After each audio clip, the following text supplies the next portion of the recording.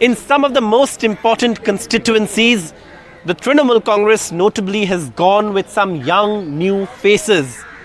They are professionals working in their own spheres, but they are now also in the hustle bustle of Indian politics. Joining me now, Shahnawaz Ali Raihan. He's an Oxford scholar, studies at Oxford, but he's now in Malda. From Malda to Oxford. This is quite a transition. Tell us a little bit about this transition. Yeah, so it was actually basically from Malda to Calcutta and then Delhi, and then I returned back to Calcutta. I worked for a couple of newspapers, and then to fulfill my father's dream I had to apply the job which I was enjoying, writing post editorials and editorials. So I had to resign from that job, and I had to go to Oxford for my PhD, which I am yet to finish. It's great to know you have a journalism job. You're yet to finish your PhD, and I'll come back to that. But also now you're a young person in politics, and that's interesting because these days a lot of young people shy away from politics, and you could have easily chosen a life of comfort. You could have chosen to be in Oxford, completed your thesis, and lived there comfortably. What brought you back to Malda? Well, from my childhood, I had one habit that I used to read the newspaper regularly, and there were two pages which I was reading regularly: the front page, the politics, and the sports one. So I may be new in power politics, but I was not. I had experience in mass politics, so I led or joined a lot of movements and CA movements. Not only CA. Nandigram movement also in Delhi, Binayak Sen's when they put him behind the bar, or CA movement in London. So I was quite I was quite regular joining this kind of mass politics. And then when I was in UK, I used to write regularly in the newspapers, and most of the articles were on politics. You're someone who's managed to reach a certain level, realize your aspirations. Now, I wouldn't be able to say the same about your constituency. There are a lot of people who want education, who have aspirations, but who perhaps cannot make it out. This is very close to the Bangladesh border, far-flung. Services take time to reach here. Opportunities perhaps never reach here. How do you plan to help these areas to realize dreams like yours? Well, so I have seen that the aspiration is there among even if you go to the poor household, they are maybe the father is working in some other part of India as a migrant labor, but still he keeps sending money for his daughter's education. And also Mamata Banerjee's lot of West Bengal government's schemes, Konyashri, Rupashri, Oikyoshri, all these, and a lot of scholarship schemes are also there. But my target will be to bring more funds from the central government, because from last 18 years, the previous MP has done nothing. You will hardly see any central government institution in my whole constituency. He hardly managed to bring some fund and spend on the education. So this is what I will do.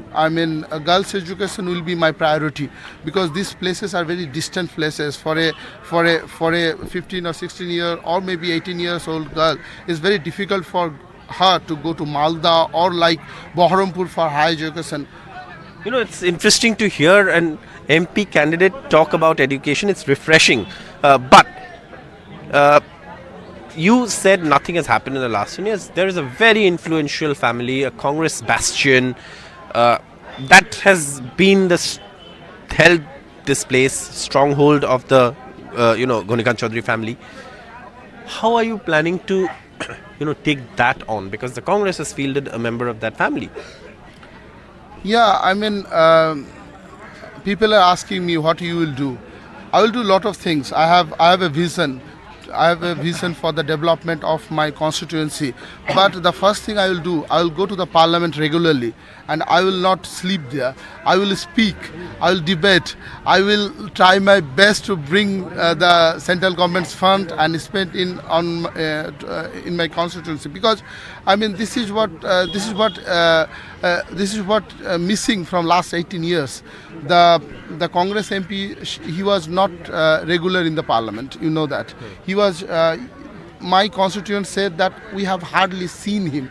If you compare with Goni Khan Chaudhary, Goni Khan was the Rupakar. He was the man who is the icon of modern Malda, right? And he shared a brilliant rapport with Mamata. Yeah, he said a brilliant rapport. Mamata Banerjee, many of the Trinamool politicians, they consider him as their political father, right? This is how they learned politics, under the patronage, under the leadership of Goni Khan Chaudhary. But after the death of Goni Khan Chaudhary, this politics of development, this politics of reaching to the mass, speaking with them, and going to village after village, this thing is missing from last 18 years. Last couple of questions. The BJP is on a very aggressive campaign. They say that they are going to win around 30 seats in Bengal. The Prime Minister's rally in Malda saw huge crowds. That must be a worry for the TMC. And specifically, when I come to you, the BJP targets you as anti-India. They say you've made anti-India statements. They say you've been part of associations that have been searched by the NIA. All of this is a public accusation they've made against you, that have been searched by the NIA. How do you respond to these charges, and how do you convince people that perhaps what is the truth in this? Amit Malabia is well known for his Islamophobic tweets.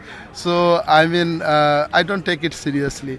Yes, I have raised slogans in London, the anti-CAA rally in London, but that slogan was not against India. That was against BJP, and I will continue to fight against CAA. I will continue to fight against BJP's politics of hate.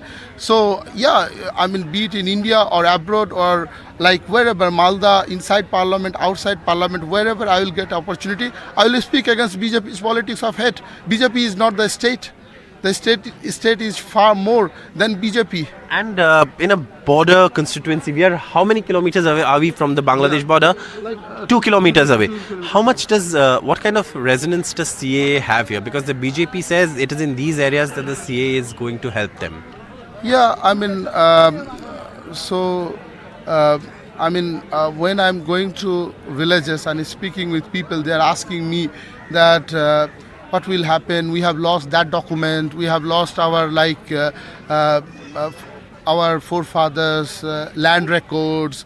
So they are asking us a lot of questions, and that proves that there is still in apprehension that what will happen after the election. But I am giving them assurance that BJP will not win. They did the same thing in India during the India signing campaign. BJP is best in branding. BJP is best in giving full-page advertisement in the newspaper. But BJP is not coming in the power, and we will resist NRC, CAA, and nothing is going to happen. I'm giving the assurance. Last two very quick questions. Your views on your opponents from the Congress and the BJP, and then I'll ask my last question. Yeah, I respect them that till now the competition is quite healthy, and but